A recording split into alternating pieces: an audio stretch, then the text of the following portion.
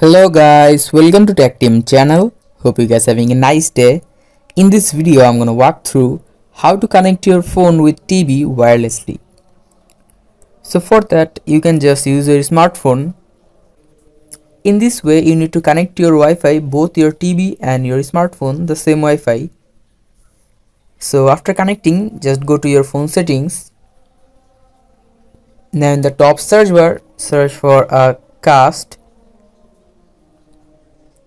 and click on the first option. Now click on this icon here, this option, first one, and click on turn on. Now here you can see the TV is here. Just click on the TV and it will be connected to your phone. So guys, that's how you can connect your TV with phone wirelessly. Hope you find this video helpful. If you find this video helpful, then give a thumbs up and don't forget to subscribe to Tech Team channel. Thank you very much for watching the video.